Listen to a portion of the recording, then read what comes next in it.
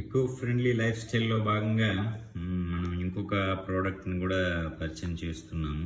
ఇదేంటి అంటే bamboo dairy. So ఇది బ్యాంబూతో తయారైంది. సో ఇందులో పేపర్స్ కూడా రీసైకిల్డ్ పేపర్ అన్నమాట. కొత్తగా మనము ట్రీస్ని కట్ చేసి దాని నుంచి పేపర్ తయారు చేయకుండా ఆల్రెడీ ఉన్న పేపర్ని ఈ విధంగా రీసైకిల్ చేశారు. ఇక్కడ సింబల్ కూడా మీరు చూసే ఉంటారు కదా, ఈ విధంగా. దీంతో పాటు ఇక్కడ బ్యాంబూ పెన్ ఒకటి వస్తుంది, ఇది కూడా చూసారా. అంటే మనం సాధ్యమైనంత వరకు ప్లాస్టిక్ని అవాయిడ్ చేయడానికి మనం ఈ రకమైన ఐటమ్స్ అన్నీ కూడా మనం పరిచయం జరుగుతుంది. కొన్ని 100% రీప్లేస్మెంట్ ఉన్నాయి, కొన్ని 90% అలా అన్నమాట. సో ఇది చూసారా, బ్యాంబూ పెన్. సో ఈ ఐటమ్ కూడా మన దగ్గర అవైలబుల్గా ఉంది, చూసారా.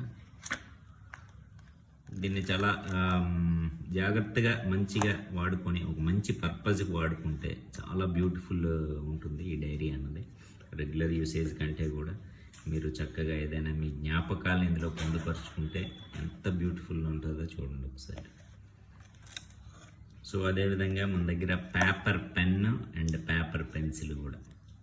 సో ఇందులో ఏంటి అని అంటే సెపరేట్గా దీనికి కూడా మనము ప్లాంట్స్ కానీ ట్రీస్ కానీ కట్ చేసి వాడే అవసరం లేదు. ఆల్రెడీ ఇది కూడా ఒక పేపర్ అన్నమాట. ఆ గ్రాఫైట్కి పేపర్ రోల్ చేశారు.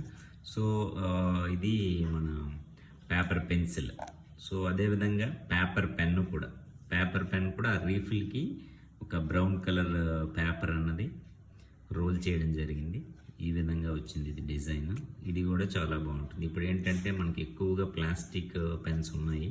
సో ఇది కూడా యూజ్ అండ్ త్రోనే.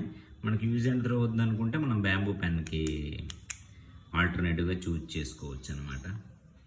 సో ఇదొక కొన్ని ఆల్టర్నేటివ్స్ చూపించడం జరిగింది. సో మీరందరూ కూడా మీ తరఫున ఒక అడుగు మాత్రం ముందుకు వెయ్యాలి మన స్వచ్ఛ భారత్ కోసం, స్వచ్ఛ ఆంధ్ర, స్వర్ణాంధ్ర కోసం కూడా మీరు ఇటువంటివి అలవాటు చేసుకుని ఎకో ఫ్రెండ్లీ లైఫ్ స్టైల్లో భాగంగా ఇవన్నీ కూడా మీరు అలవాటు చేసుకుంటారని కోరుకుంటున్నాను. Thank you.